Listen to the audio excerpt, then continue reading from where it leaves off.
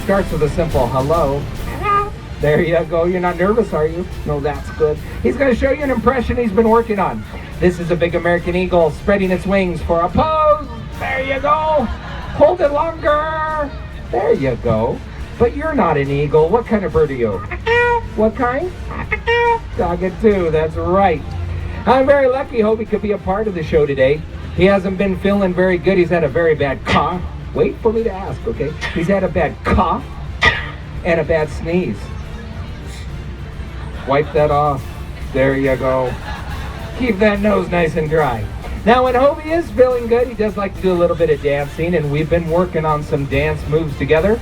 First, whenever he hears the music, he starts to feel the beat. After a while, he'll start to sway to the rhythm. And then by the middle of the night, that's when he's getting crazy. There you go. Down low, down low, down low. There you go. And then when it's time to say goodbye, he does so Hawaiian style, which is aloha. That's my buddy. That's Hobie, ladies and gentlemen. In those thick trees, because they fly very slow and very clumsy, just keep your hands down. You see, they don't want a hawk or a falcon trying to catch them if they get caught out in the open. But there is one thing that will draw them out, and that is a big juicy bug flying by. You see, even though their beaks are very strong, they're also very light, and they can catch things right out of the air. We're going to demonstrate that for you using a grate to be our bug.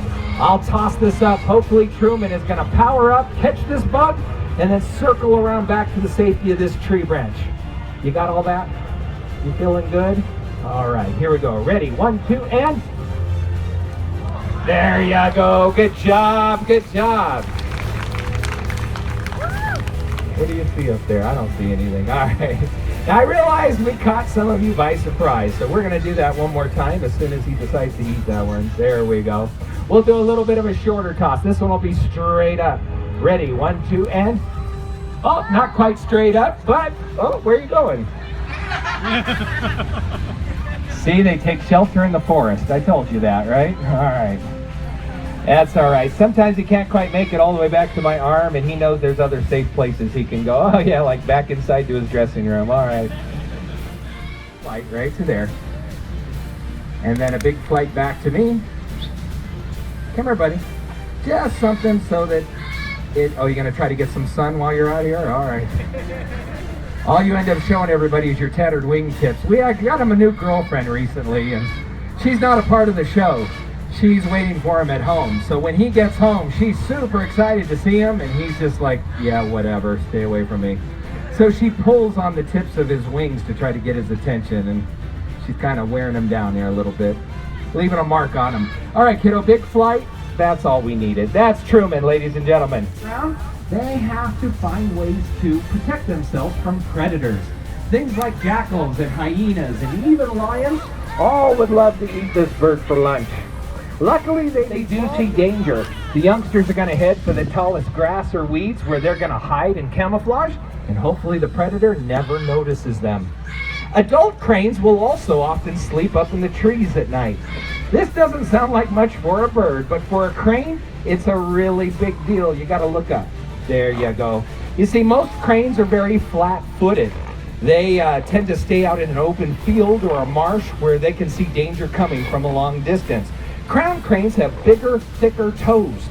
You'll notice his wings are all the way down at his side. He's actually gripping my arm the same way a parrot would if it were sitting up here. And that way the crown cranes can get up off the ground at night. That's when the canine and feline eyes come out. They work much better than the crane eyes do. Now, if you were to see a crown crane out in the grasslands, you'd see exactly that. Them out there picking through the grass, looking for different foods to eat. Whenever we get grass for a stage, it's always easy for him to show off that natural behavior. Got them all? All right. Luckily, this is a bird show, so we have an extra behavior, a really nice exit right up the crown crane ramp and hang a left. There you go. That's my buddy Hollywood. But in this case, Tika's a very talented bird, so I was a little surprised she was becoming homeless. I decided to adopt her for myself and see if I could talk her into joining the show. And she's been doing pretty good. Last summer, I took her on her first TV show called America's Got Talent. It was being filmed down in Hollywood at the big Dolby Theater where they give out the Academy Awards. And it would be a big scary place for most birds, but walked her out on stage on that, they have a big red X on the stage, and she just started jabbering away just like she's doing out here. So she seems to like her new life of performing quite a bit. Let's get her to perform for us a little bit. Hi, over here. Hello. Hello, Pickle. Well, hello. How are you? I'm good. Are you a happy buddy? Yes, I'm a happy birdie. You sound like a happy birdie. You want to, oh, hold on. We got people behind us and bees on us. All right. You want to tell everybody your full name? Tika Bonica. What's that? Tika Bonica. Tika Bonica. I bet you gave yourself that name. All right, let's try a couple other things. How about this one? Remember this game? Peekaboo. Peekaboo, that's right. Here's another game. Watch your feet. Now when I actually do touch your foot, that changes. There you go. And I want you to give everybody some big kisses. Some kisses?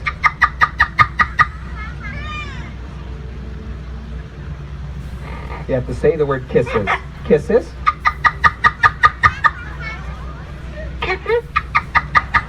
There you go. Now Tika does sing at least part of several different songs. I've been slowly trying to get her to associate her songs with different colors. My goal is that if she comes out here on stage and she can't quite hear me, if I can hold up a color, that'll help cue her to sing that specific song. We're going to start with white. White's for cake frosting. You know, I realize you're looking at the sky, but what are you looking at? McCarran has radar for that. Don't worry about it. Okay, here we go. White, cake frosting. Ready?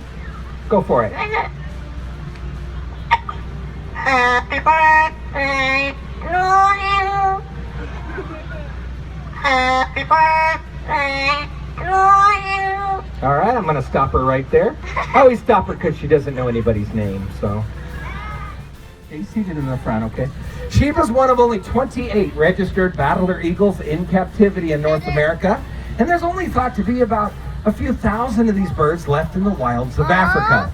They come from Tanzania, South Africa, Mozambique, and the Republic of Zimbabwe. In the wild, they hunt mostly venomous snakes, including cobras. Because battlers can hit speeds of up to 160 miles per hour in flight, and that's enough to make them one of the fastest flying eagles in the entire world. But even at their cruise speed, which is closer to about 45 miles an hour, these birds will rock back and forth as they adjust their wings in the wind, and then suddenly flip all the way over into a full barrel roll. They're one of the few birds that can do a barrel roll in level flight and keep right on going, and that might be why they got the name battler. It's the French word for tumbler or acrobat. Now, battlers are also very aggressive birds by nature. This helps them in the wild with hunting snakes, but in captivity makes them difficult to work with. You see, we have a male for Sheba at home. His name is Sinbad, and he's also about 30 years old. But every time we put the two together, Sheba tries to kill Sinbad, and then she tries to eat him. It's not a very good breeding program. But we do keep them in side-by-side flight cages. Can I move you guys back just a little bit? We do keep them in side-by-side flight cages when they're both at home. And since battlers will live to be about 50 years old, maybe they'll still make friends. For now, I'm just, hold on with the activity down there, guys. Hold on for just a moment. There we go. For now, I'm just happy that she's willing to come out here and show off. That way I get to show you guys one of the coolest of all the eagles in the world. And we're the only bird show in the country outside of a zoo that can bring you a condor flight. So this is a pretty cool gizmo. All right, keep your eyes peeled on that bottom cage, ladies and gentlemen, because here comes little Vicky. Come on, Vic. Come on right here. Come on, brakes. Nope, okay. Right out to Nighttown around this side. Vic, hurry up, run. Oh my gosh. Oh, that's okay. We're going to edit all that stuff out. Come on, there we go. This is Vicky, ladies and gentlemen. Follow me out here to center stage. There we go. Either way, we get the flight, right? All right. Andean condors are so big they can't actually fly like regular birds. Their chest muscles simply aren't strong enough to be able to pump these wings and allow the birds to take off from level ground. So instead, they like to stay up in the high mountains of Colombia, Peru, Chile, and Argentina. From altitudes of more than 10,000 feet, it is easier to run and launch themselves like a big hang glider, and then pretty well soar wherever they need to go. Now, since condors are the largest of the vulture family, the only place they really need to go is searching for carrion, or animals that have already died. And the types of animals they find up in the Andes include goats and sheep and even llamas. Well, now that the numbers of those animals are all coming back up, the chance for condors to make a recovery is getting better, but only if we keep breeding and releasing birds.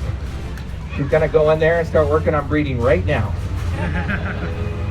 You see, condors are the slowest breeding of all birds. In the wild, they have one young every other year, so they need our help to keep releasing birds so that we can keep those populations growing faster than their losses. Well, hopefully Vicky's going to be joining in with that effort. This newspaper has condor spit on it. What is going on here? Vicky's already living next door to her future husband. His name is King Edward, Queen Victoria. We also got another pair of birds, King George and Queen Elizabeth. Got to have big names for big birds. Now, our ultimate goal is to produce 2 condors every year and send those babies down to South America for release back to the wild. For today, our goal is a little bit easier. I'm just going to get her to take a big running leap up to my arm when I'm ready, and I'll hold her up so you guys can see her wings spread. Come here, kiddo. You are way too hyper today. Yes, I know you fly across Sunset Park, and it's all good, huh? All right, here we go. Go around there. I'm going to use the table for a nice big leap. Oh, there you go. That is Vicky, ladies and gentlemen. Big turn around so the front row can feel the wind off the wings. There we go, yeah. And she does not have grip like an eagle. She is balancing. So now you're over the table, step. There you go. Good job, kiddo. All right, jump on down to the ground. We're going to send you over there one more time, and then I'll meet you all the way up here by your bedroom. Come here, kiddo. Ladies and gentlemen, one big hand for Vicky. You're going to see a little bit faster moving. Now this, if it opens. If it opens. Uh-oh. Why you no open? There we go. Ladies and gentlemen, this is a rose-breasted cockatoo from Australia, and her name is Rosie. There we go. Rosie, yes. You can always tell when a bird is from Australia because they come right back to you. Thank you for getting the boomerang joke. Kids these days don't know what a boomerang is. They think it's an app. All right. Ladies and gentlemen, these birds are found in Australia in huge flocks, hundreds, sometimes thousands of birds in a single grouping. That's why they annoy the Australian farmers so much. These birds eat seeds, and when a farmer plants all his big farm all full of those straight rows of seeds, along comes Rosie and a couple thousand of her closest friends. She'll land, she'll walk over, she'll take the money, she'll fly it right to her box and deposit it right inside. Excellent. Mine too.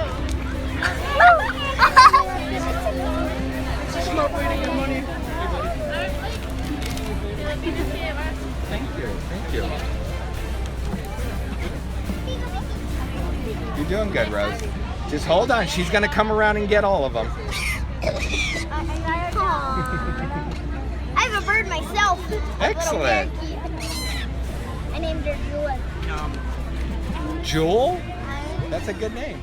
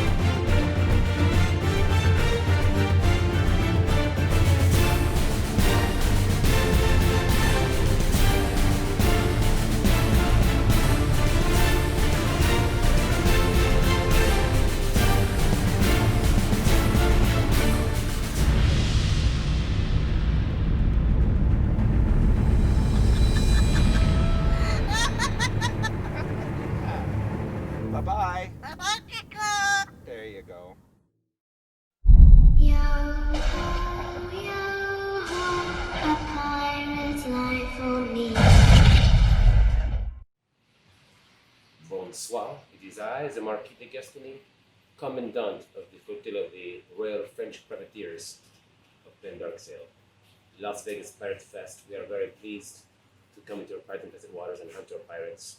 But unfortunately, we will not be able to make it this upcoming year, 2021, but we will return to you in 2022. And I have a surprise for you. We're going to be bringing to Las Vegas Pirate Fest for the first time ever our full-size cannon, a US carronade called Chaos.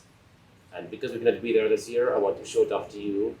So my crew has put together this demonstration for you about this cannon. I hope you enjoy it. This is Chaos. It is a carronade naval cannon. You can see it's not very long, but very fat-bottomed girl. It is made for more destruction than accuracy. It fires a 3-pound shot, and it is very, very powerful. And we love her very much. Enjoy this cannon. Chaos. I'm Festus Fraser. I have the pleasure of being the gunnery sergeant for Clan Darksail. My position on the crew is to give all the commands and fire the gun when it's ready. Bonjour, I am Pierre Duloc. I am the quartermaster on the Vengeance Abattu. Today I'm going to be warming the cannon with this warmer, which will deplete any of the debris inside of the cannon, and I will be ramming and setting the charge. My name is Smokey Angus Fraser, and I'm the Vanguard Grenadier. I'm here to swab the cannon with a wet swab to clear all remaining embers to keep it safe from future explosions, then to dry swab to make sure that any small remaining debris has been cleared from the cannon barrel. Yeah. Warm the piece!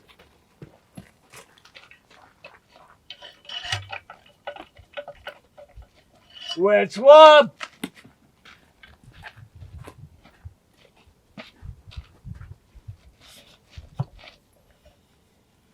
Dry swab!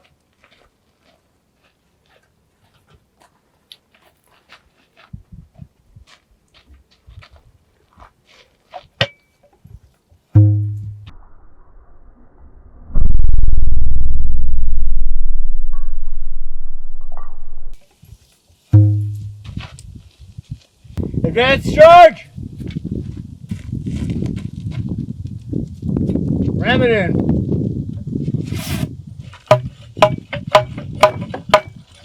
Good. Braking and priming!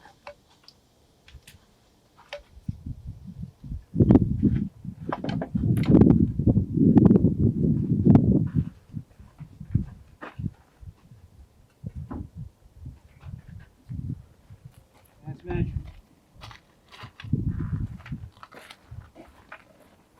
Give him fire.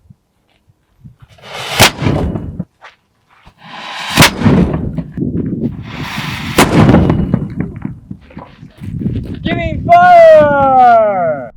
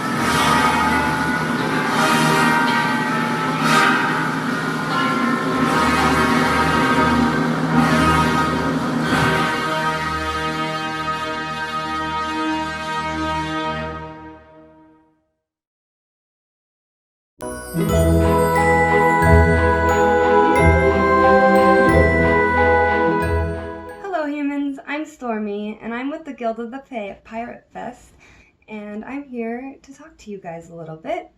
Now, we Fae have a special place called Vault of the Fae, and that's where a lot of our trinkets come from. I will show you a few and give you a little history of what it is. So, back in the day, the human and the fairies got along. We were friends, and we worked in peace, and we shared our knowledge together. But, however, the humans got greedy, as they tend to do, and they used their magic that we had given them for the wrong purposes. So, the Fae went around the world collecting all of their gifts and trinkets and hid them away in a vault. Now, we found that vault, and we're here to bring the magic back to the human world. So I have a few little things. I've got a few little space-themed things because I love galaxies and the night sky. It's just so calming, and I enjoy working with the fairies that live in the galaxies. We even offer a door that can bring them straight to you. Just put this in your home and the Fae will come visit. So, I also have a little thing I would like to teach you guys today on how to make a calm down jar. This is the final product here, which we have in the vault for you if you'd like to get one. And what they do is calm you down when you're feeling very stressed, sad, or anxious. Take these and just shake out your frustrations and watch as the glitter falls down. And it's quite relaxing. I put little butterflies in mine. You can put beads or whatever you like. And I'm going to show you how to make one of your own. Now, you'll need a few items for your project. You're going to need a bottle. I suggest plastic for the wee ones, but you can also use glass if you're careful. Some warm water, some glitter glue, and, just some extra glitter. So, first what we're going to do is add some warm water. I make it about halfway, a little more than halfway. I'm going to shake up my glitter glue and get it all to the bottom. And then I'm going to go ahead and add some plop, plop, plop. Now remember, you can always add more, but you cannot take away. So start off with a little bit, see how you like it, and then add some more if you think it needs it. And now, make sure you put on the lid really good for this part, because if you don't, well, you can only imagine what would happen. I'm going to need some more water because the glue isn't dissolving all the way. So, there we go. We'll put the lid here. And give it another good shaky. There we go. And a little bit of muscle. Get that all stirred in. Nice and good. And then, it's going to be pretty bubbly, don't worry. Once it settles, it won't be so frothy. I'm going to add some more glitter because I love glitter. It's also known as pixie dust. It's very similar consistency. And a little tip is I'd use a little bit chunkier glitter. The smaller glitter does tend to ball up. Doesn't look bad if you don't mind. I'm adding some purple because that's my favorite. Oh yes. And you know what? Just because some of these little guys that I've got from my galaxy fairies. So there's a little bit of galaxy magic in this jar. You can add beads or anything really. Seashells even. So So once you've topped it off, put your lid on nice and tight and give it another shake. And watch your worries slowly drift away into your galaxy jar. And that's how you make a calm down jar. It's not too hard. I believe in you. And it's very useful, especially during this time in the human world is very scary. And I can imagine how stressed out you guys must be. So, go ahead and make one. Make yourself feel better. Be more like the Fae. And someday, we'll have a place set aside at Pirate Fest for you to come visit us. So look us up. We're Guild of the Fae. And if you're a magic being yourself, you can come and join us. And if you're a human, you may visit and we'll show you our Fae way. So, stay calm, humans. Remember to breathe.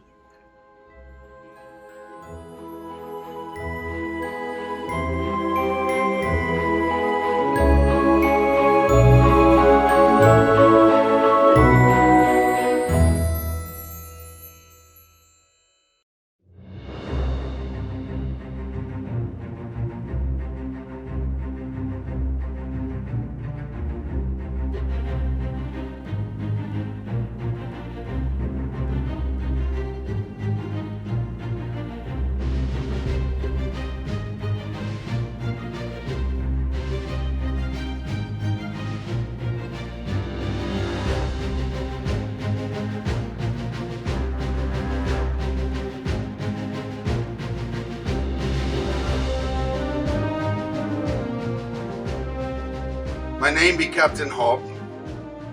I sail upon the Siren's Song, and I'm the captain of my vessel. It's me and me alone. My name is Reese Rottenberg, more easily known as just simply Rotten, and I am the captain of the ship known as the Bloody Shame. Named so for whenever you run into us, I shall leave you bloody and shamed. My name be Captain Bartholomew Blackheart. I am captain of the Old Sassy Sissy. I named the ship after my ex-wife, kind of had to, and she flogged me, that be true. I was born in the year of the Lord 1674. I, of course, be the captain of the ship.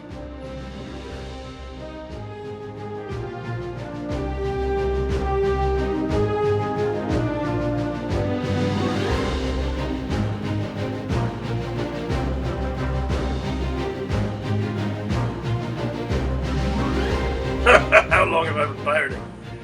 I was born in 1704, and in the East London area, lots of, I guess we'll call it fun, with the gangs of East London. And, it worked out well for a while, made lots of money, lots of enemies, killed lots of people, until it didn't, and then everyone wanted to kill me, and I had to find a way out.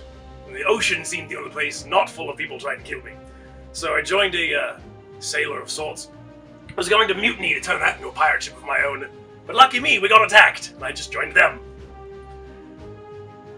Then went mutinied and became the captain of that one. I started being on the ship about the age of 8 when my dad took me aboard the attacking Annie. I became captain after he died and took over the new ship, as it were. I can't really remember when I started pirating. It's been so long with lots of rum debauchery and all the cannon fire kinds of, rattles your brain. But from what I can remember, I woke up one day on a ship in a port, and I worked my way up through 7 captains until I finally killed the last one and made my mark as the new captain of the Siren's Song.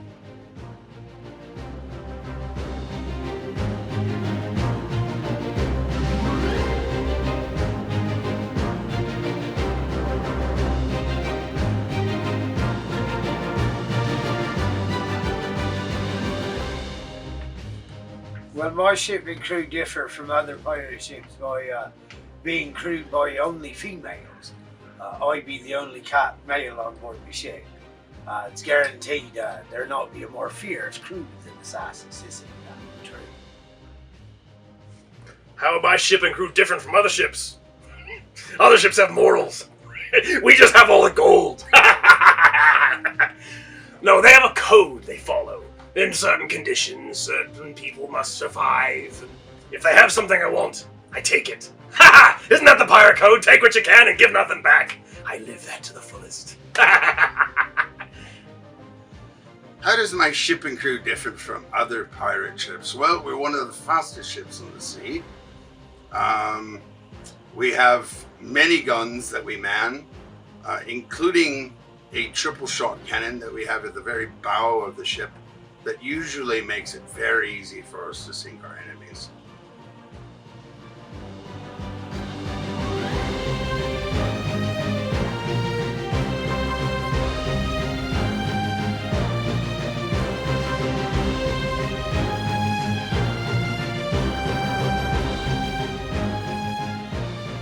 Oi, that be me coins. My coins are the most interesting pieces on me garb because of the fact they were created on a 16th century drop hammer, created by the Grandmaster Leonardo da Vinci. Man was so smart his middle name was Duh.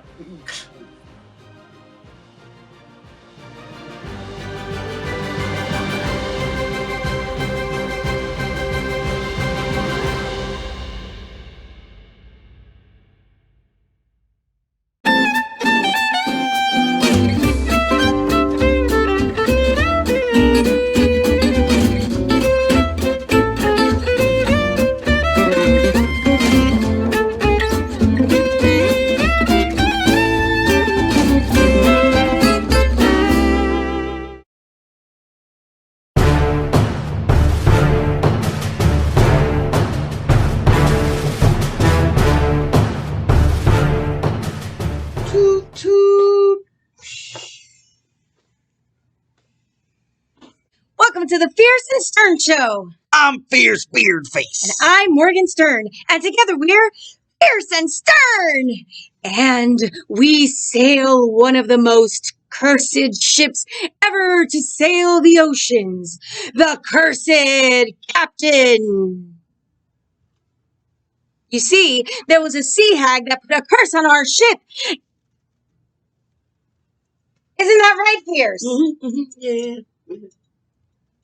If ever there is a captain of the Cursed Captain, he would be cursed to spend the rest of eternity with the worst of the worst. Fierce, it's your line. The worst of the worst. Fierce, why are you so distracted? Don't tell me you're seasick. We've been out to sea since the beginning of the quarantine. More like lovesick. Hey! Hey! Wake up! What's the matter with you, Fierce? Get a hold of yourself. Marina! Fierce? Marina. Who are you talking to? A mermaid. Oh, she's beautiful. Don't you see her? All I see out there is a shark. Do you believe in love at first sight? Marina! The most beautiful mermaid in the world. Marina. Marina? Marina, Marina. All the glory of pirating can't compare to this girl. Marina, Marina, Marina, Marina, Marina, Marina, Marina. I seen a mermaid girl, Marina. And suddenly those waves are not just pirate graves to me, Marina. I dream of a place for Marina, an aquarium with lots of room for rum and me, Marina. Say it loud so old Neptune can hear you. Say it soft as to not wake Cthulhu. Marina, I'll never stop singing. Marina, Marina, Marina, Marina, Marina, Marina, Marina, Marina, Marina,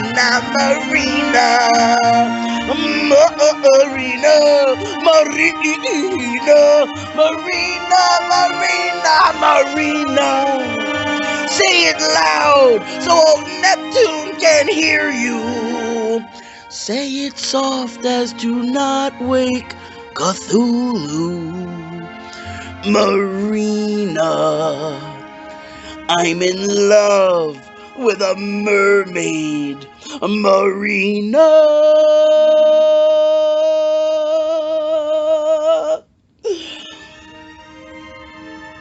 The most beautiful mermaid in the world.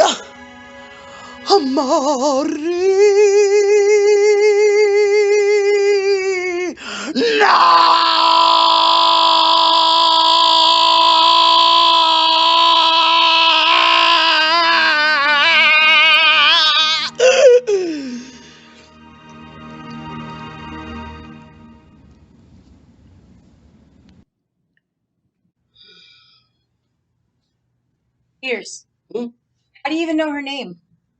Oh, I sensed it.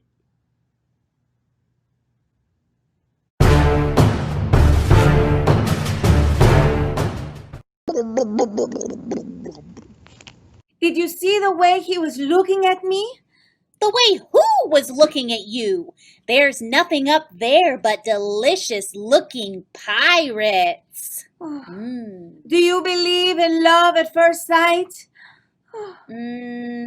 I believe in having a full belly. Oh, Anita, the way he looked at me, he made me feel pretty, like I was a beautiful mermaid or something. What is the matter with you? You are not a mermaid. You are a shark. And they are meaty pirates. Maybe she's right. Maybe there is something the matter with me.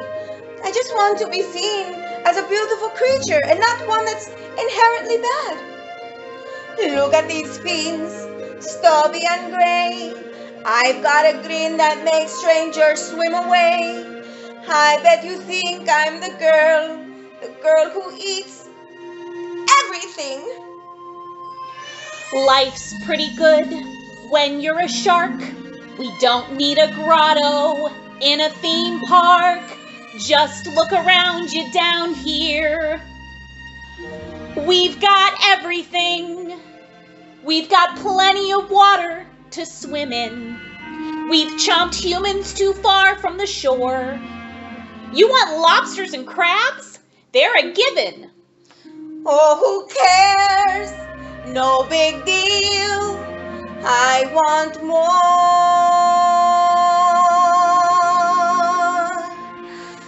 I want to be seen like the mermaids are. I want them to see that I'm not so scary. Scheming their boats is our way of saying hello. Usually snapped down at the sandbar. Eating people isn't ordinary. Only the ones that swim, what's that word again? Slow. What have they got?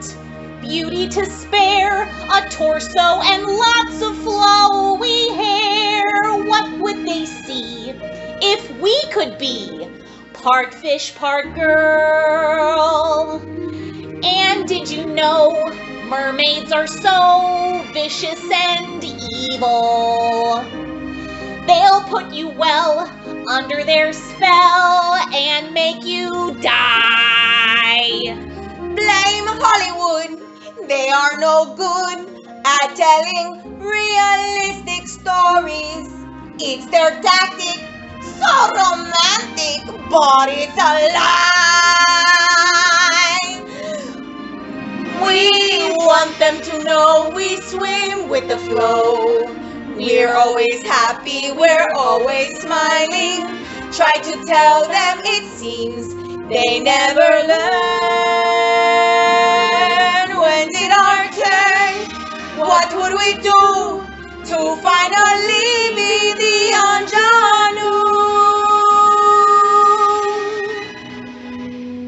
But I'm just me. They'd rather see part fish, part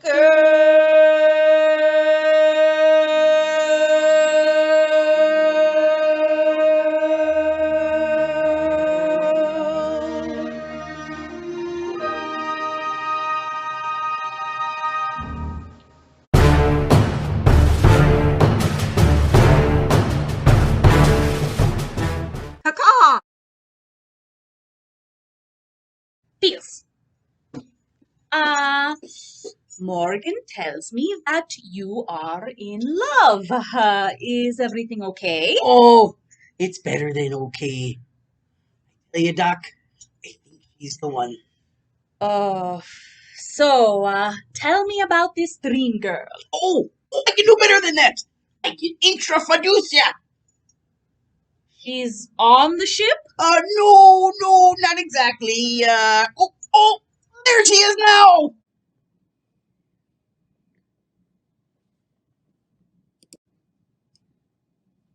Where? Overboard? Yeah. The mermaid.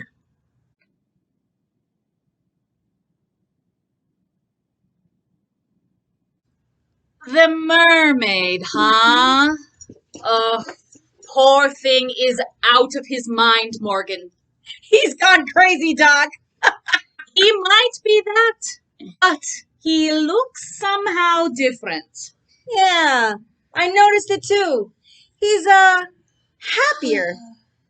Joyful, even. Oh boy. Fierce? Let me see your tongue.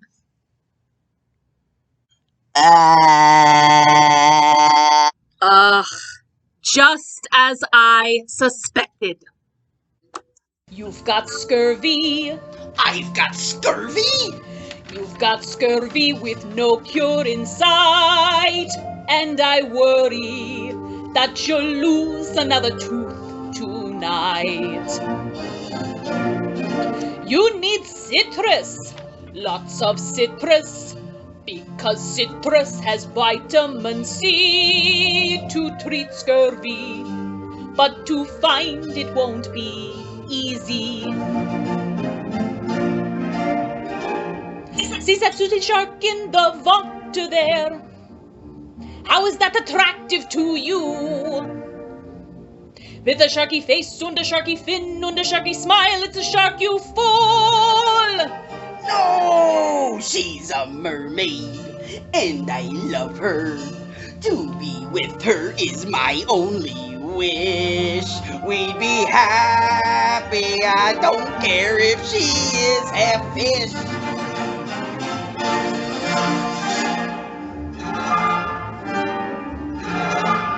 Have you met my girlfriend, Marina? The prettiest mermaid below. You'll know her the minute you see her. She's the one who wears seashells wherever she goes. He thinks he's in love, he thinks she's for real. He isn't in love, he will be her meal. It's something he ate or too long at sea. He will be shark bait if we don't hurry. Now his heart is soft, mushy Play-Doh, swooped up in a love sharknado. I love treasure, it's easy to find. But love so pure is better than wine. Better than wine, that's for sure. Oh, better than rum. Oh, better than rum even. Better than rum. I want scurvy. You want scurvy? And a mermaid that loves only me. Oh, how lovely it will be to have a wedding at sea. Fierce is joyful and he's happy. He feels love for the very first time. I'll get scurvy and I'll make another mermaid mine. See the pretty mermaid who's swimming there. What mermaid where? Who could that pretty girl be? With a pretty face and a pretty fin and a pretty smile, she's the one for me. She is stunning and entrancing. I have got to be part of her world, for I'm loved by the prettiest mermaid girl. Yow! Yow! Why did I lick it? Oh, it hurts! It hurts! This was a terrible idea!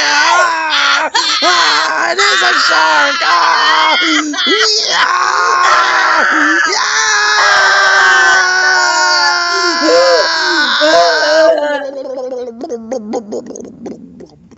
Vowie, vow, vow. Oh, I guess that makes me the captain.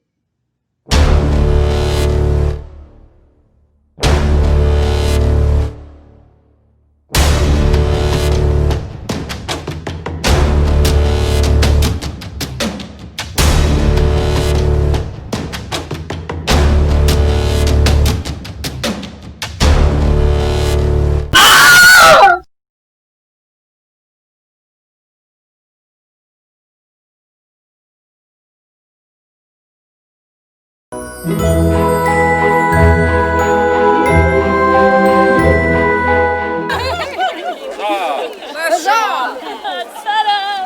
Anyway, guys, we are talking today about soap. Why are we talking about soap? Who knows? Tastes good. It's the subject of the show. Because at one point, you guys were all a filthy hobbit, admit it. Alright? I washed my feet a week ago. Alright, can anyone guess when the first soap was made? Yesterday? The 30s. Last year, 3 weeks ago. You guys need to bathe more, I keep telling you that. Last year. Last year there was some soap made, yes. 1998. You were definitely not born then. 2008. I feel like you probably weren't born then either. 1400s. Okay, now we're kind of getting somewhere. It was actually the first soap was in 2800 BC. 4,800 years ago, you guys. Made by the ancient Babylonians. Mostly in reference to cleaning clothing, textiles, not necessarily humans. But it was. It was first mentioned. I'm letting it have a drink. It was first mentioned in Pliny the Elder's Historia Naturalis. From there, it kind of exploded. Many people had their own recordings. There was recordings in ancient Egypt, ancient Rome, even England.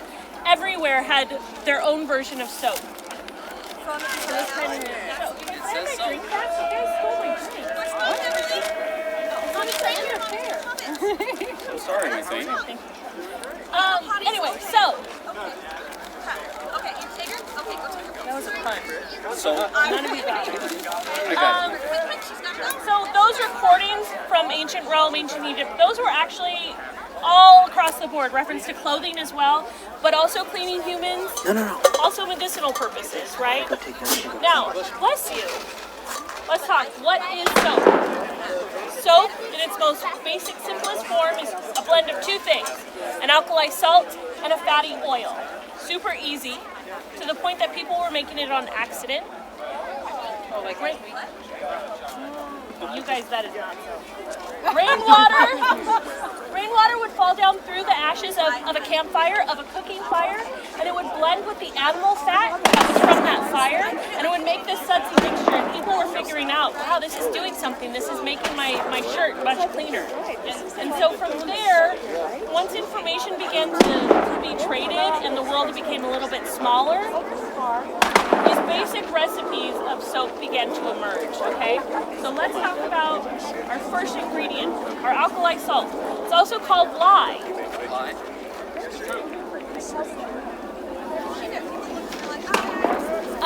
Lye is also called caustic soda. Caustic soda, caustic. Let's talk about that for a second. Caustic means anything that can burn or erode organic tissue. Organic tissue is me, like you, right? This guy, yeah, her, see? Example. So making lye is incredibly dangerous. You can imagine in the 17th and 18th century, it was super dangerous. Even with today's precautions, it's dangerous. So for that reason, we're not actually making lye with you guys today because we care about you. We like you. Not that guy, don't tell him, okay? We're airing our dirty laundry. Anyway, so we are not actually making lye, but we are demonstrating how to make lye with an 18th century contraption called a leaching barrel with a lye hopper. Okay, our lye hopper, this is an accurate depiction of what a lye hopper would look like in the 18th century, and then our leaching barrel underneath. Alright, so when we make lye, we actually have to build a layered cake. I know, right? Sounds really good, don't it? Okay, the first layer of our cake is going to be rocks, preferably river rock. River rock is nice and smooth. It would filter water really fantastically. Our next layer would be straw.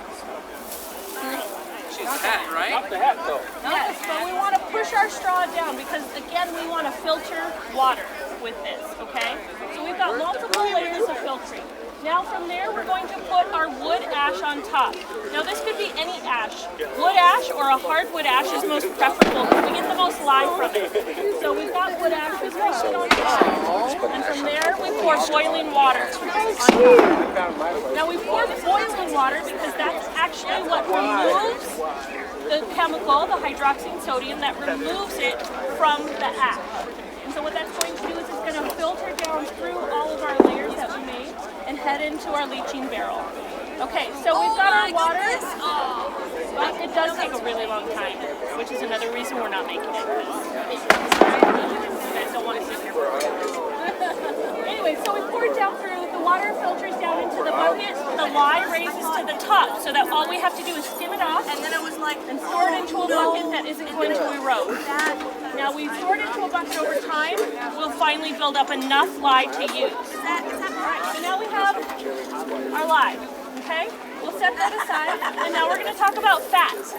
All fats are not created equal, and in most preference, or in most cases, it came down to preference of what people had readily available. Some places like Mediterranean would use olive oil.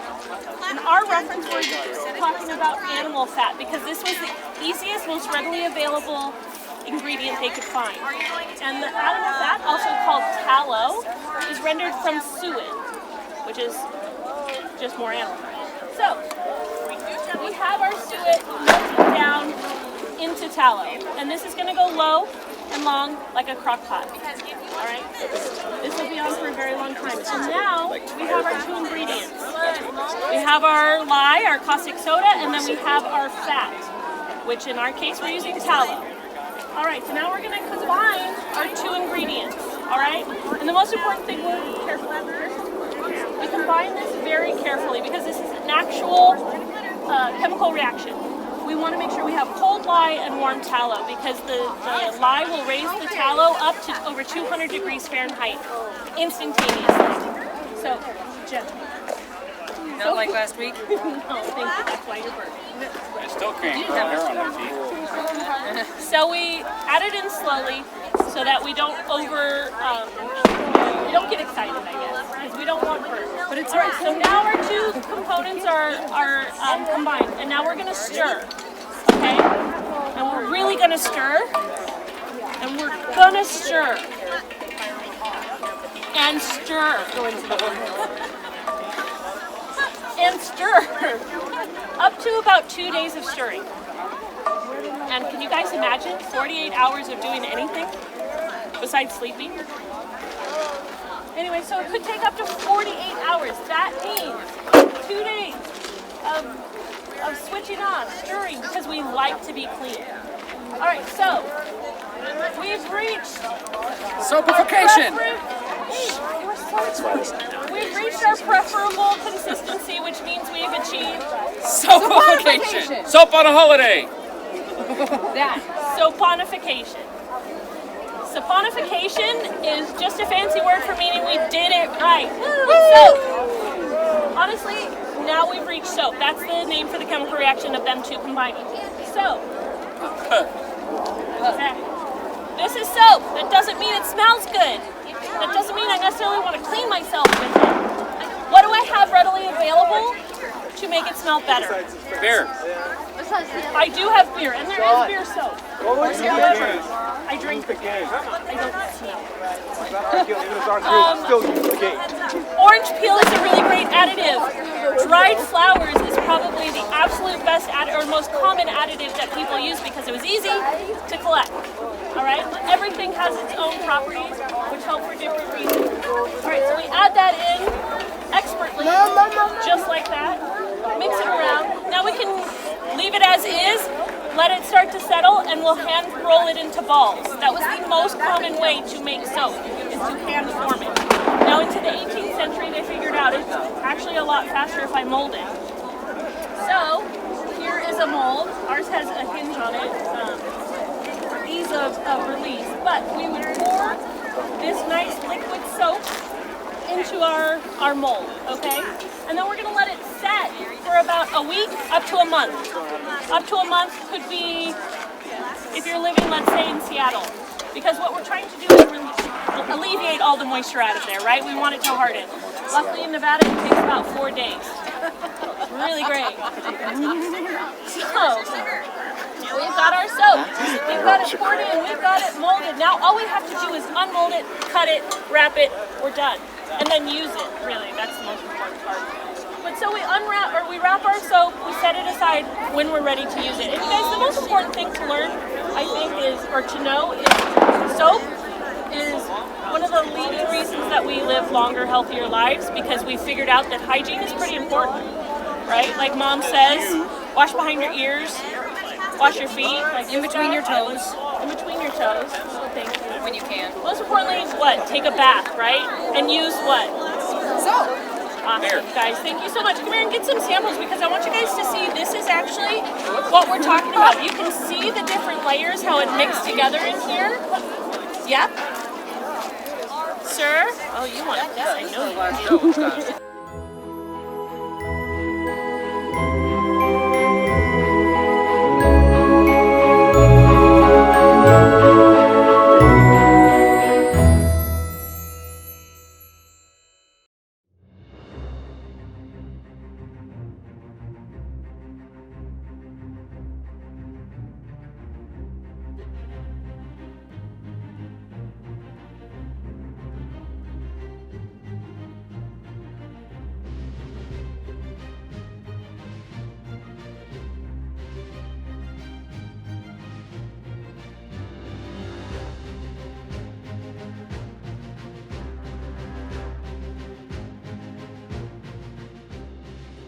What would my wanted poster say?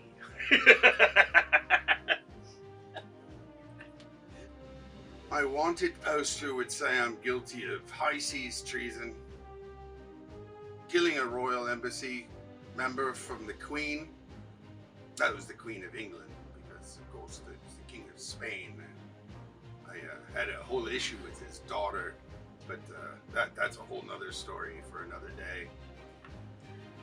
Also, depravity, vandalism, kidnapping, arson, impersonating a Royal Navy officer. That was a fun moment. Piracy on the high seas, attacking the French and the Spanish. Unfortunately, I don't speak much French. I only know one word, I surrender. They don't like that very much, that's true. And I'm not very good at Spanish, so that's what I was charged with. Having lots of fun. No, Let's see. There's smuggling, forgery, sailing under false colors, pillaging, looting, pillage and plunder, rifle and loot, drink up me hearties, hello!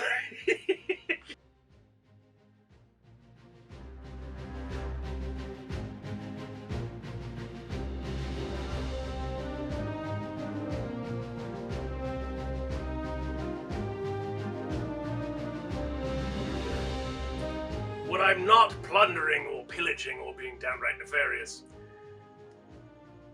I like to celebrate, drink lots of rum and carouse, and... Am I allowed to say this on camera? I don't think there's some things I should be saying on camera. But also, yeah, celebrating, drinking, and carousing at large. As loudly as possible. I like long soaks in a tub, filled with rum and a little milk because it helps with the skin. Long walks on the beach, and let me see. Oh, cooking. Cooking's one of my favorite things to do.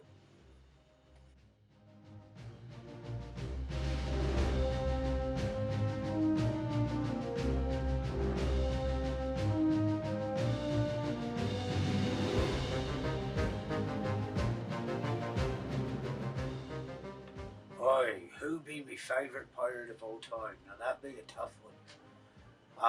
But I have to say Captain Bartholomew Blackheart. He'd probably be the nicest mate I've ever met. Oh, wait a minute. Can I say that? Can it be me? Alright, so that's me, yeah.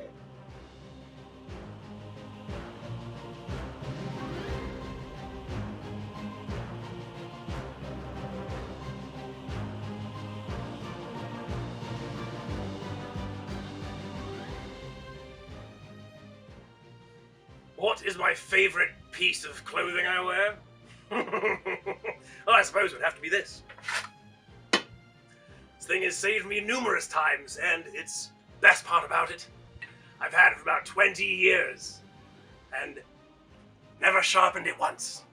And with the salt of the sea, it's become, let's say, rather rusted and jagged. So when I strike you with this, it's more than one cut you'll have, let's say.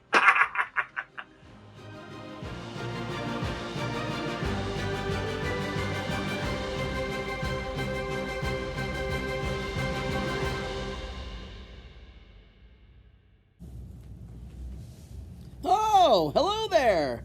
My name is Snazzy Jack, and I am from the Las Vegas Family Puppet Theater Company. That's right, look us up at lvpuppets.com. And I am here to welcome you to Pirate Fest. I hope everyone's having a good time at this virtual Pirate Fest. Well, we are here to tell you a little pirate story. This one's called Where the Wild Things Are. Okay, it goes like this. The night that Gorb was feeling most monstrous, he was making mischief of one kind and another.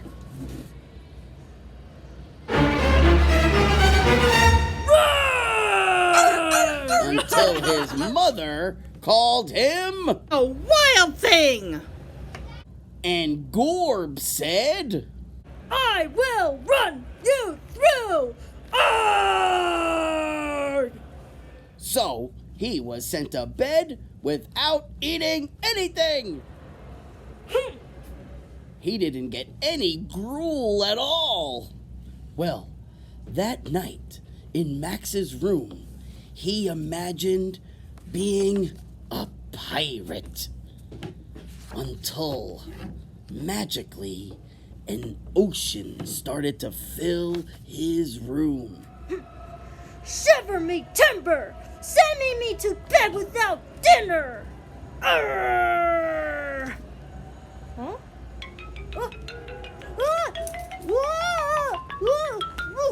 Whoa! It filled and filled, and then a pirate ship came by for Gorb, and he sailed off through the night and day. He sailed in and out of weeks, past mermaids and sea monsters until he came to the place where the pirate things are. And when he came to the place where the pirate things are, they arred their terrible R's. Arr! They gnashed what was left of their terrible teeth. They even stomped their pig legs. And they showed their terrible swords.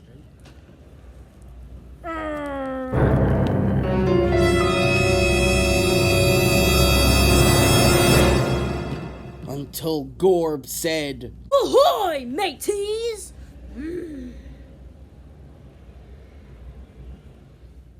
And he tamed them with a magic trick of staring into their yellow eyes without blinking once.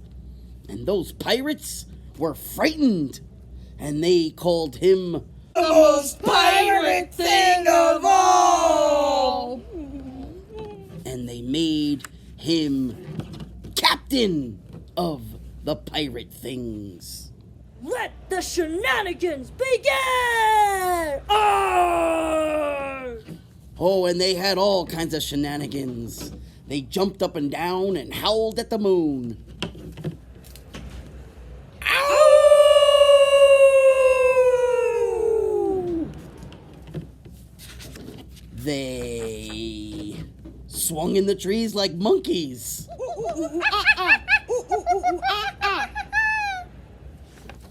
They even had a big parade with Gorb at the front. Yo ho, a pirate's life for me. We pleasure and stuff. Yo ho, a pirate's life for me. Yo ho, a pirate life for me. Yo ho, yo. Which way did they go, ho? Oh. Avast, ye mateys! No supper for you! No gruel for them. But then Gorb wanted to be back home, where someone liked him the best. So he gave up being captain of the pirate things.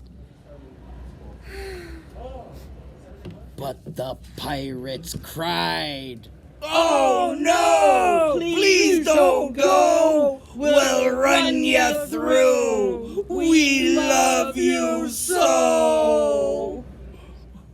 And Gorb said, No! And the pirates arred their terrible R's! Arr! And they gnashed what was left of their terrible teeth. And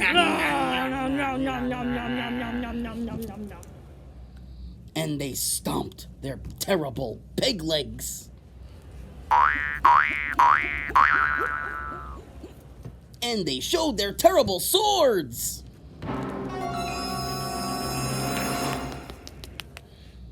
But Gorb just stepped into his pirate ship and waved goodbye.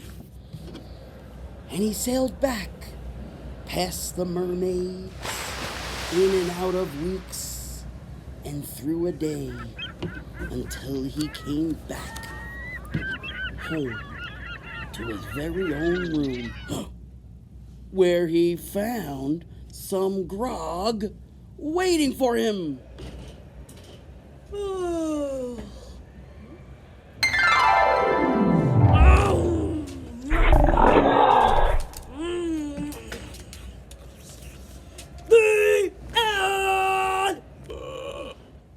Well, I hope you liked our monstrous story of where the wild things are.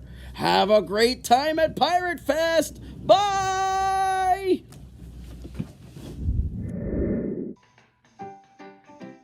And now for some commercial break.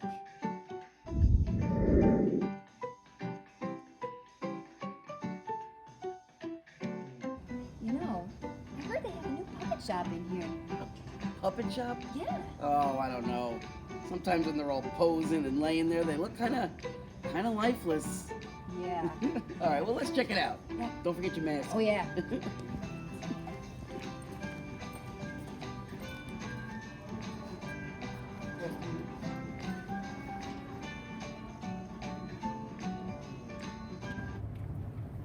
Did someone say lifeless? Music to my ears. Theo, you don't have any ears. Oh, Bart, my big brain brother. Come, let's check out the puppet shop.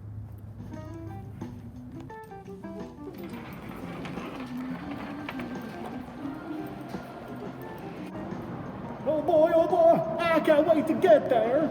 Yes, Bart, we'll be fuller than stuffed turkey on Thanksgiving.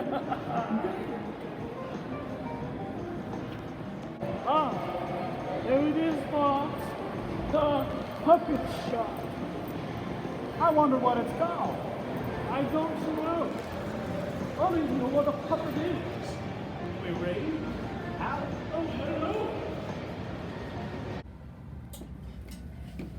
Howdy. Hi. Is this a lifeless body we've been hearing about? Lifeless? No, you bring them to life. You design them, you build them, and you take them home. And then can we eat them? No, Bart. This stuff is made of fabric. Ugh. Oh, gizzards. Come, Bart. Let's head to a cafeteria. I hear they got monkey mocha. Sounds good to me.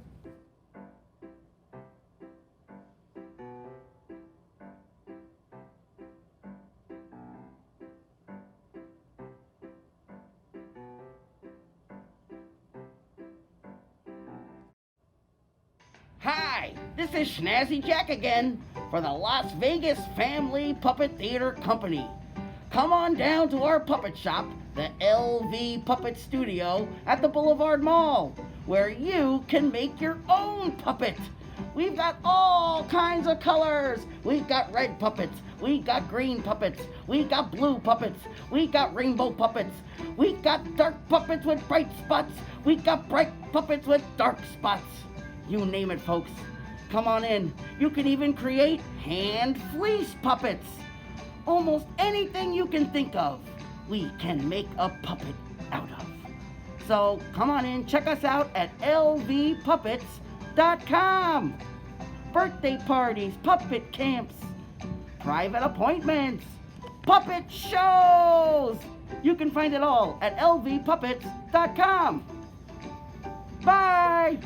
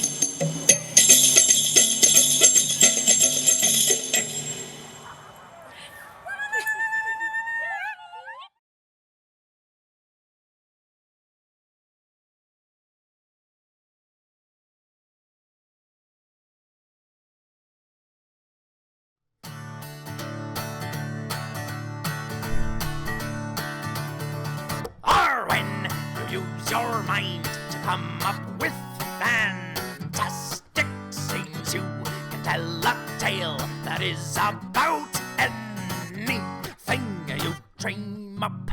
New worlds you can explore, create your world however you like. So pick up your trusty pens. Come on along, my friends. Your own imagination is making our creation, so let's have some fun. Something or some this way. Your own imagination is making our creation. Your own imagination is making our creation. Your own imagination is making our creation. Your own imagination is making our creation. Your own imagination is making our creation. Your own imagination is making our creation. Something or some this way comes. Hey! Hi everyone, I'm Sprinkles the Unicorn, and I have some amazing powers. I throw up rainbows, spit milkshakes, and poop ice cream. I love eating ice cream so much, I eat it every day. Well, almost every day. You see, because I love my powers too much, I got selected for the Unicorn Games because I don't brush my teeth and I don't go to the dentist. I have to train on Mondays, so I can't eat ice cream. I hate Mondays. I can't even make it 5 laps without getting exhausted. I drink water, but this last Monday, I got an idea. Why not eat my own poop? It's just ice cream. So I tried it, and I loved it. I ate more and more, and before I realized it, I ate a whole gallon of my own poop. But today, I need to be serious. I'm currently here in the games. I have to beat the other unicorns in order to win a visit to the Grand Dentist.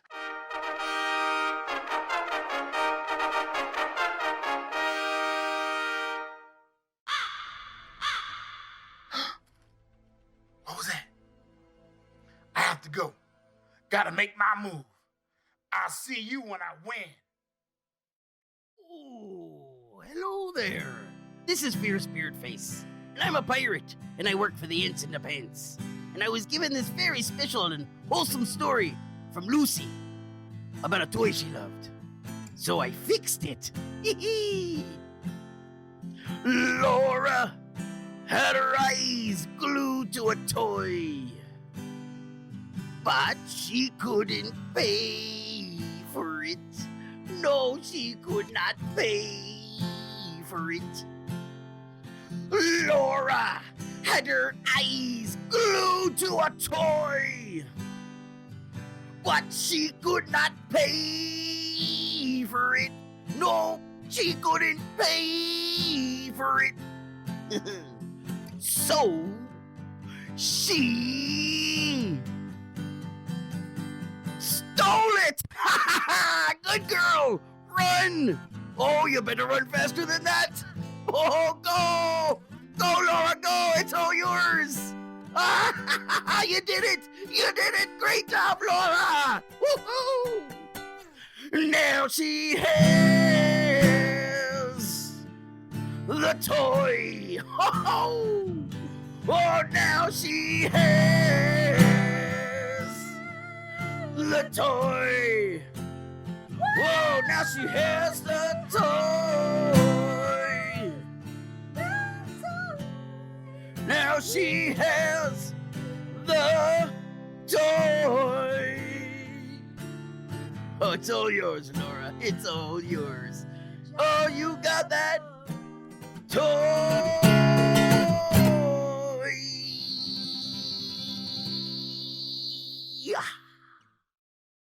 Sean the Mage. Very smart.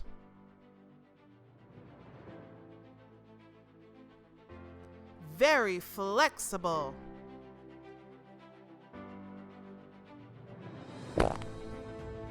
Dressed in white.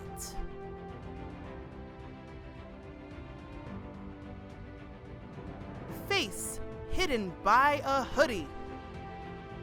Sean the Mage has finally met his greatest enemy. Sean the Mage, meet the pink fluffy unicorns. Not the pink fluffy unicorns. Not just pink fluffy unicorns. Pink fluffy unicorns dancing on rainbows. Hit it!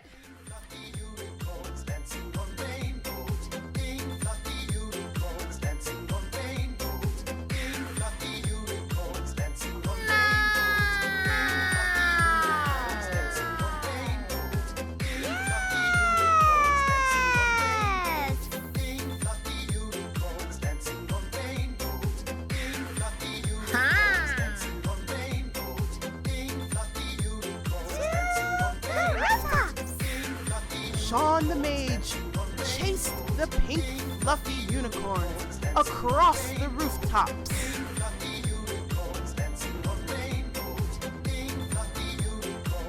Until Sean tripped and fell, landing in a hay wagon.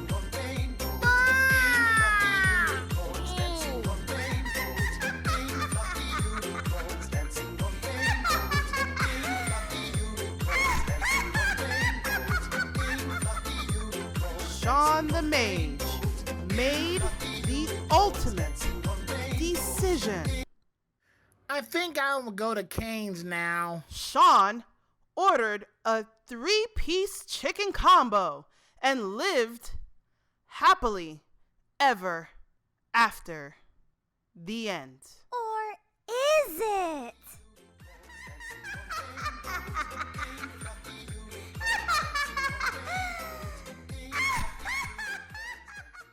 Once upon a time, a long time ago, there was a particularly rude princess named Priscilla. One day she needed a prince. So she called everyone to Papa John's kitchen to decide who was going to be her prince. There was a very loving prince named Georgie. She decided he was going to be her prince. So she sent him to go accomplish tasks to see if he was really worthy. She first sent him to go pick the perfect grapes from the vines, for she needed a snack. She then sent him on many more difficult tasks.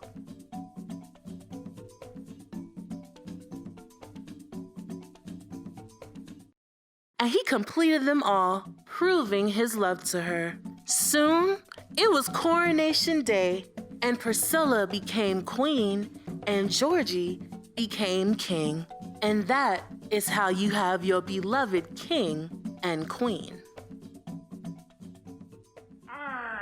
See, you got your yo-ho. I do. I heard it's pretty great. I understand it really, really.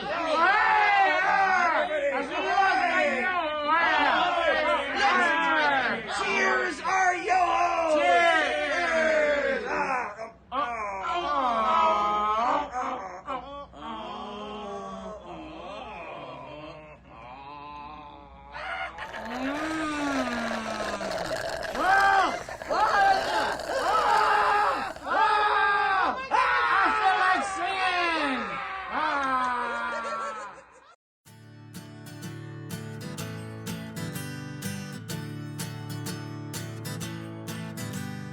Once upon a time and happily ever after. Once upon a time and happily ever after. Once upon a time and happily ever after. Once upon a time there was a pirate poop leprechaun. He liked poop. He also liked unicorns. One day, the pirate poop leprechaun went out and saw 4 pegacorns. They all played hopscotch together. Then Boxy decided he wanted to go on Grandma's boat. Boxy decided he wanted to eat Grandma's cake. He enjoyed eating all the cake. So Grandma made more cake and ate it all with Boxy.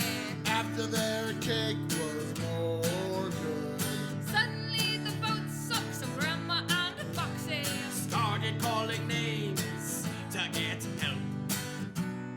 Pegacorns came flying to the rescue. So Grandma and Boxy lived Happily ever after. Once upon a time and happily ever after. Once upon a time and happily ever after. Once upon a time and happily ever after. Hey! Imagination is making a creation, so let's have some fun. Something awesome this way. Our imagination is making our creation.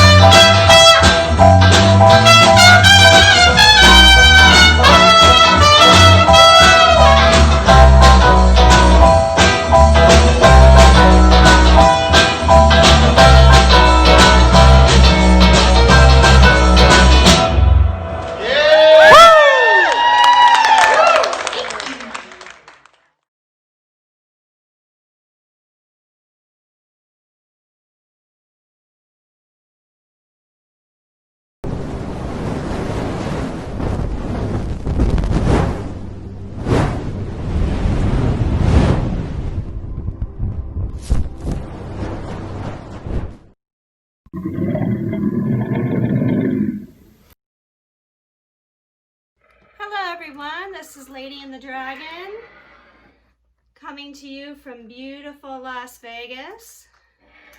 This is my pet dragon. There, dragon. We're going to tell you a very special story today about his first Halloween. He's a little scared to go out for Halloween because of the monsters, but we're getting him used to it. What's it like to have a dragon? Let's see.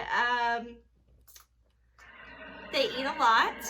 When I first got the dragon, he was in a tiny egg, and now he's quadrupled in size.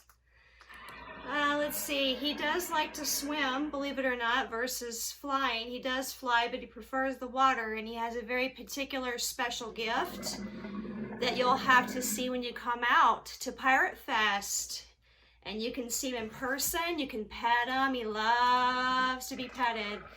But sit back and relax and enjoy the story. All right, Dragon, let's get to your story, shall we? I used this book called Dragon's Halloween to get Dragon ready for Halloween because he was scared of monsters, and it really helped him out. It's a great story. So here we go. 6 Small Pumpkins. Chapter 1. It was October, and all the world was orange and brown. Dragon walked through the autumn leaves in search of a giant pumpkin. I will find a pumpkin as big as a house, said Dragon. Oh, what a scary jack-o'-lantern it will make.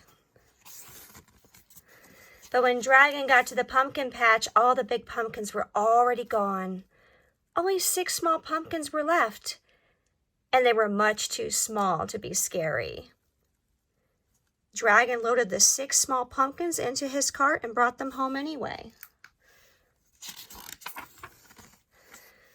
Later, as Dragon sat carving his small pumpkins, a fox and a crocodile came by. Yeah, you don't like them too much, do you, Dragon? What are you doing? Asked the fox. I'm making scary jack-o'-lanterns, said Dragon. Those pumpkins are too small to be scary, said the fox. Just wait, said Dragon.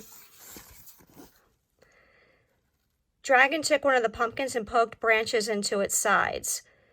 That pumpkin looks stupid, said the crocodile. No one will be afraid of your silly jack-o'-lanterns. Just wait, said Dragon. Yeah, you're getting excited, aren't you, Dragon? Because you know what's coming. Dragon put candles into the pumpkins, and they all lit up bright and orange. Ha ha ha ha, laughed the fox and the crocodile. We've never seen such funny-looking jack-o'-lanterns in our lives. Just wait, said Dragon. Oh, he looks so sad. Uh-oh. Finally, Dragon stacked the pumpkins on top of one another until they were very tall. The fox and the crocodile stopped laughing. Their eyes became very wide. They began to tremble and shake. Ah! Cried the crocodile. Ooh! Wailed the fox. The fox and the crocodile ran off through the woods, screaming in terror. I know, it's funny, isn't it? What's the matter with them? Said Dragon.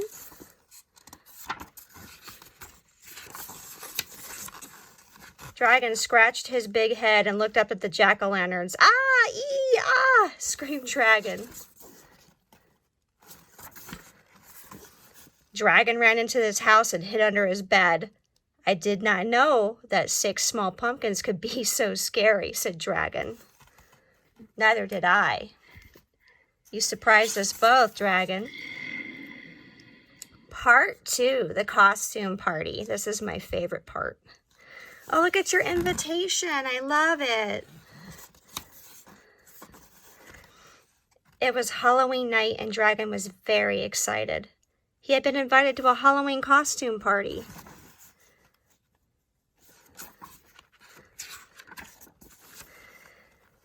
Dragon tried to think of a scary costume to wear. Dragon could not decide whether to be a witch, A vampire or a mummy? He thought and scratched his big head.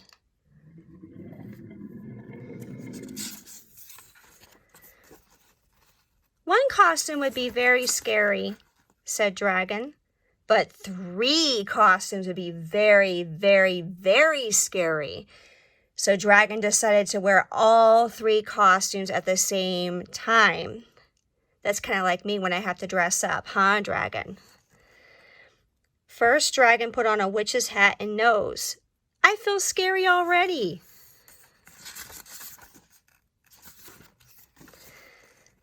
Next, Dragon put on a vampire's cape and teeth. I don't think you personally needed the cape because you have such great wings. Dragon could not talk very well with vampire teeth in his mouth. Said Dragon. Finally, Dragon wrapped himself up just like a mummy. Dragon hoped his costume would not be too scary. Dragon walked through the woods to the big costume party. Suddenly, the wind began to blow. Flash went the lightning. Boom went the thunder, and down came the rain.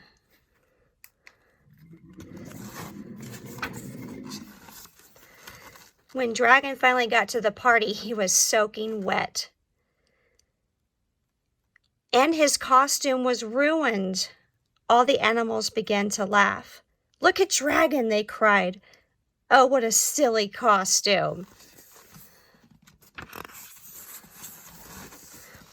The animals laughed, and Dragon felt terrible. He walked over to a bench in the corner and sat down next to a big pumpkin. Suddenly, the bench broke and the pumpkin flipped high into the air. Splat!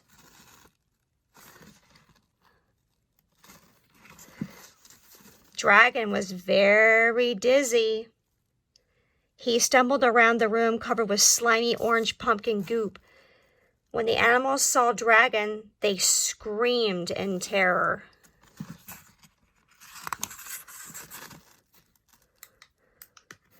Eek, it's a monster, cried the duck, who jumped in the pig's arms. Oh dear, cried the pig, who jumped into the hippo's arms. Help, help, help, cried the hippo, who jumped into the hamster's arms. Finally, Dragon pulled the pumpkin off his head. I am not a monster, said Dragon. I'm only Dragon. Whew, the animals were very relieved, and soon everyone felt much better. Well, almost everyone. Oh, this is your favorite part, Dragon, the deep, dark woods.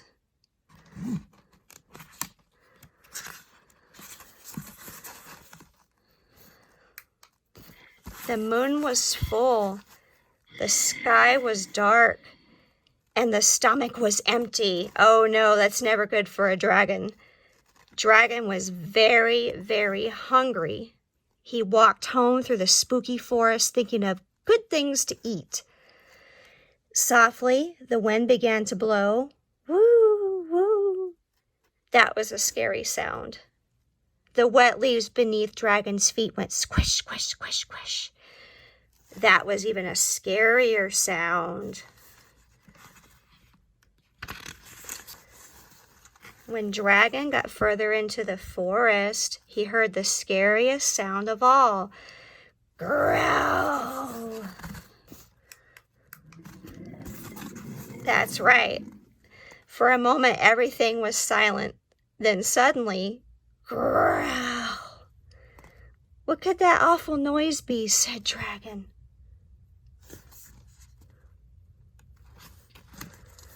Growl. The growling got louder and louder.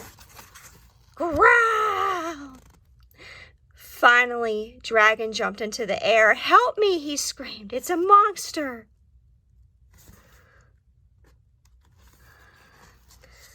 High up in the treetops, a light flickered on. What's going on down there? Shouted a sleepy-eyed squirrel. I hear a monster growling, cried Dragon. "That's no monster," yelled the squirrel. "That's your stomach."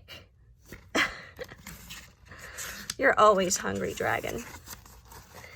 "Now go home and get something to eat before you wake up the entire forest," cried the angry squirrel. Dragon held his stomach. It rumbled and growled. He felt very silly. All at once, the forest was dark again. But now, Dragon was too hungry to be afraid. He ran and ran all the way home. When Dragon got home, he cooked up a giant Halloween feast. He made pumpkin pies. He made pumpkin soup. He made pumpkin bread, pumpkin pizzas, and pumpkin ice cream sundaes. Then Dragon, like usual, ate and ate and ate. Until he was round as a pumpkin. And that's how I got Dragon introduced to his first Halloween. And he does love pumpkin everything, even pumpkin spice. Thank you so much for joining us for this very special story. I hope you enjoyed it. And we hope to see you at Pirate Fest. Have a wonderful Halloween.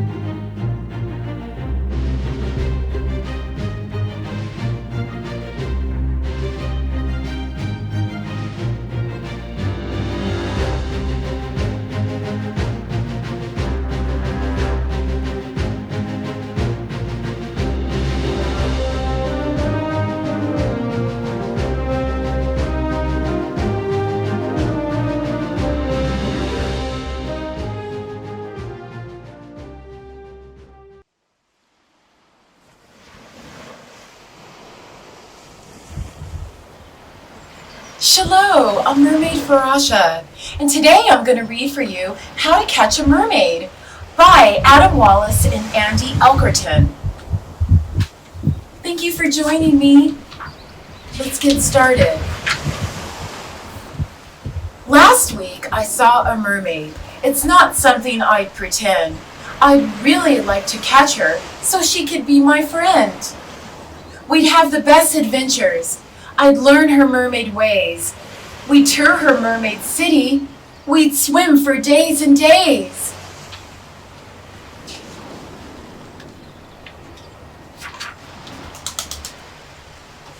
Hey, you two, come follow me. I need you on my team. The water's where we need to plan our mermaid catching scheme. How are they gonna catch the mermaid? But how to catch a mermaid, ? You don't learn this in school. We'll need to build a gentle trap and start near the tide pool.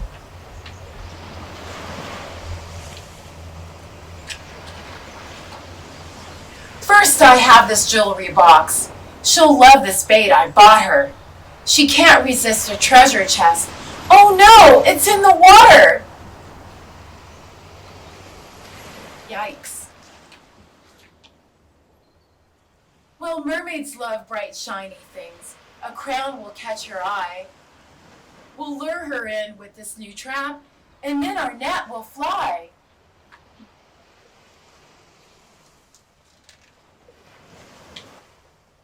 Her seaweed lasso snatched the crown. We'll need a different plan. Let's put a sparkling necklace down inside a giant clam. Do you think that's gonna work? She switched the necklace with a rock to stop the clam from snapping. Now she has another prize. We need some better trapping. She's pretty smart. We made a lasso of our own and hid the seaweed. She swam too fast for us to catch. Oh, when will we succeed? That elusive mermaid. Just can't catch her. Now let's try to switch it up and play some funky beats. Maybe that will draw her in. Oh no, there's sharks. Let's retreat.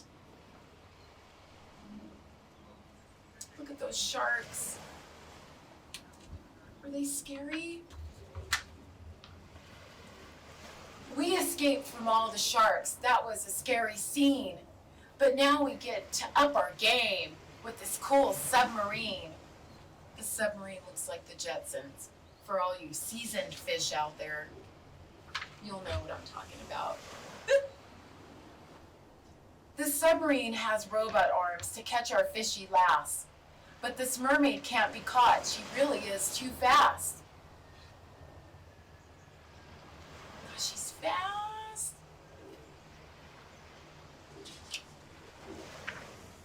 It's time to pull out all the stops.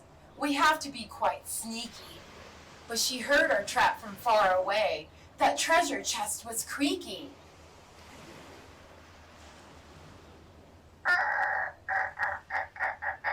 That's creaky.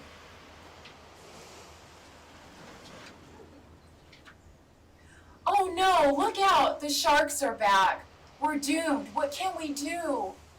We used up all our traps and bait. Without some help, we're through. Oh God, those sharks, they're back. I think they get a bad rap. They're not that bad. Our mermaid comes to save the day. She made a trip to save us. Or she made a trap to save us.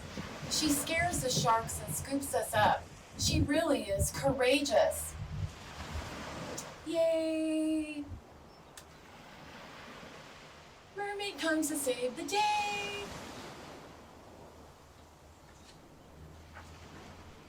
Hooray, we're safe and back on land. 3 cheers to our mermaid. We'll miss her smart and clever tricks. We wish she could have stayed. Oh, it's such a great story. Bye, mermaid. Thank you for teaching us to be courageous and have an imagination. Have an imagination. Get creative, love, be kind. And thank you for sitting with me. Visit Mermaid Farasha on Instagram and Pirate Fest on Instagram. And look for us this fall. Thank you. Bye.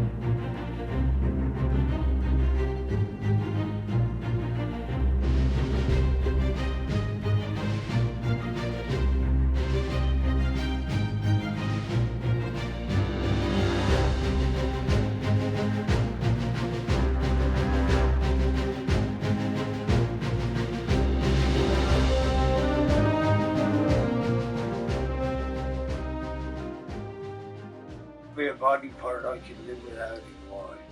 I could always do without one of my eyes. Because, you know, God bless me with two of them, so I'll be alright with that. Something I could do without and be just fine. My conscience? I could do without that. Wait, I don't have one!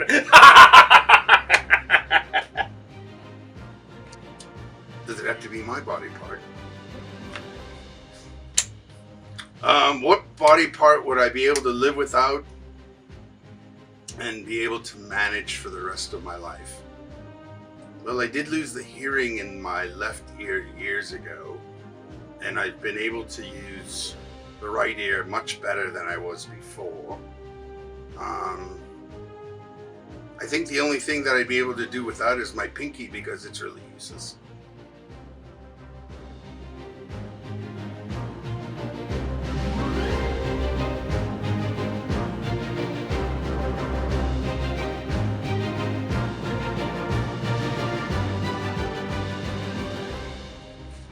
Why do I make port at Pirate Fest each year? Well, one, I was cursed and ended up there. But after all the years of milling around with the other pirates, meeting some of the fairies, the people from the steampunk world, and some of those Renfarians, I found there's a lot more opportunities for me to steal, rob, and pillage. I make port at Pirate Fest each year. Well, partly for the beginning of it, because I was stuck here. Portal that dropped us here didn't give me a lot of choice. But, finally having made my way back out to the open seas, why would I come back? I suppose it's become home. Besides, with all the different pirates that show up, it's always the grandest of times. And there's quite a lot of piracy to be had here in Las Vegas in general. I like it here now. Why do I make part of Pirate Fest each year? Well, that's simple, mate. Piracy, mate. There's so much fun and grand people to be around. It's just a whole day of festivals and fun, isn't it? That's true.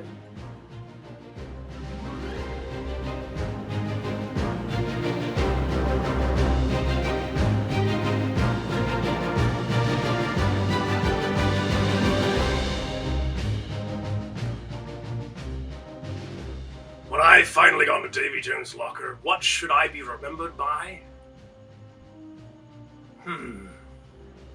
I'd like to be remembered as the pirate who threw off every possible rule. If it's available, take it. If you want it, do it. There's no stopping a man with vision and determination. Take what you can and give nothing back. So when I take that long voyage to Davy Jones' locker, what do I want people to remember me for?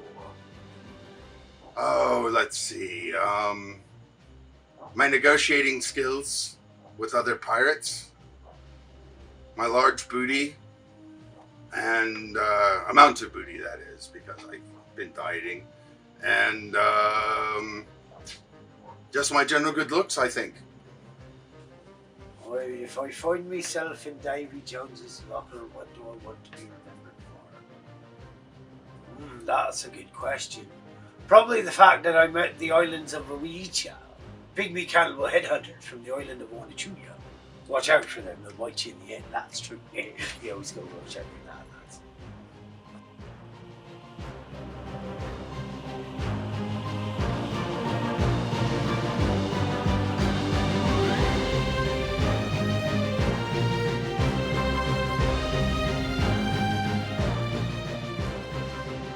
Well, there's quite a few different garb sets that I have, but I would say really it's two. The first one would be my handy 4-shot pistol, because if I miss once, I've got 3 more chances. And if I miss all 3 times or 4 times, I've got my handy bomb to make a quick escape.